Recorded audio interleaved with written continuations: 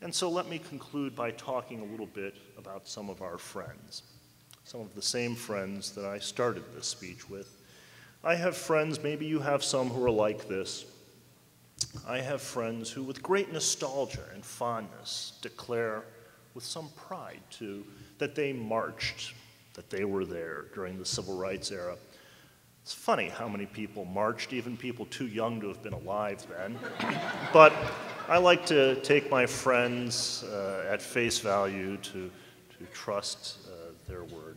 You know, no one ever remembers being part of the angry mob outside Central High School in Little Rock, Arkansas in 1957, throwing tomatoes and blockading the entrance so that federal troops had to be called out to escort school children in to classrooms that would be integrated. No one remembers those scenes that you can still see in photographs and newsreels in the Norman Rockwell paintings, for those of you who recall them, showing that ordinary folks, decent men and women, I am sure, to people of their own kind who they considered equals, that they could be angry, they could have hatred written on their face, because they did not wish to have the prospect of sharing the bounty of this land and society with others whom they believed were not like them.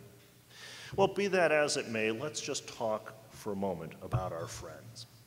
Because some of these friends who remember so fondly marching, and I'll bet you can picture someone like this as I describe him or her, they're now disillusioned, they're embittered. They say, well, I'm suffering from compassion fatigue. I'm just sick and tired of hearing about other people's problems. Do you have friends like this? They say, that was then, this is now. But how come we're still at it? How come 50 years plus after the Supreme Court decided Brown versus Board of Education, 40 years after civil rights laws were passed, after we've made all this progress, why do we still have affirmative action, they ask? Why do we still talk about these issues? Do we have organizations, sensitivity training, heritage months? They wish that it would all be over. You know, when these friends of ours, when they say that they're sick and tired of hearing about other people's problems, I always wonder what they think it must be like to live with those problems. As that great activist of that era, Fannie Lou Hamer, once said, I'm sick and tired of being sick and tired. Do you have friends like this? They just, with a sense of almost desperation that's palpable, they say, when is it over? When does it end? They just wish that we could stop talking about race and ethnicity. And when they ask that, almost as if it were a plea, I answer, I don't think it will be over. I don't think it should end. And they shake their heads. They say, oh, what a cynic you are. I say, no, I'm an optimist. I'm a believer in the American dream. This is what I mean. Allow me to offer a law professor's stock in trade, an analogy. Maybe there's an analogy to be drawn between diversity on the one hand and democracy on the other hand. Consider democracy for just a moment. This November, we will cast our ballots in elections that are historic.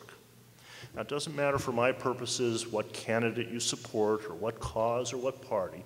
Just think for a moment as you go to your polling place to cast your ballot, to exercise your right as a citizen, to fulfill your responsibilities. Think for a moment if the man or the woman standing in front of you at that local school or wherever it is that you've gone and you're standing in line patiently waiting, if that person turned to you and said, elections, voting, when is it over? When does it end? We just voted 2 years ago. They're going to make us do this again, I'll bet.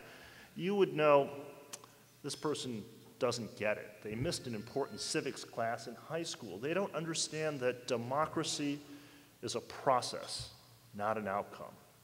That the point of democracy is for all of us to be engaged and to invite others, to roll up our sleeves, and frustrating though it may be from time to time, to stand up and speak out, to knock on doors, to support candidates and causes that we believe in, to ensure that the issues are debated and discussed. It would be a tragedy if that were ever to end. The point of democracy is participation, is civic activity. That is the invention of the new world, of the United States of America. It is what we offer to others, what they seek to emulate. Well, maybe diversity is just the same. It's a process, not an outcome. And if we understand that, we will no longer be disillusioned. We will instead be empowered. We will understand that these issues remain with us. They will be with us for our children and our grandchildren, that we continually make progress, but we set the bar ever higher. That race is not literally black and white, it is not figuratively black and white, that we all belong, that it is complex and ambiguous, it is the great American experiment that we are a part of, a living experiment. And if we see this, we can give voice to our parents, our grandparents, to immigrants, to those communities that are unheard, that are marginalized. We can come together to create a new mainstream. This is the dream that I have, that I hope some of you share. It is what is represented by CAA and its great work over these many years. It is what we support, a diverse democracy. I'm confident that if we work together, but only if we work together, those of us in this room, we will make good on the promise of a diverse democracy. Thank you.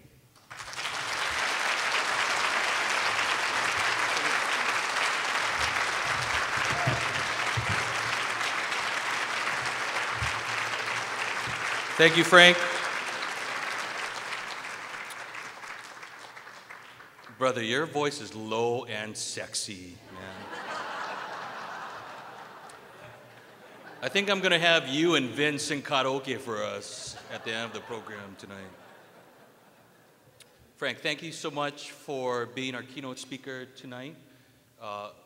Vin has a special presentation, a book by him, Mark Lai, for you. Thank you for joining us tonight and sharing with us your thoughts.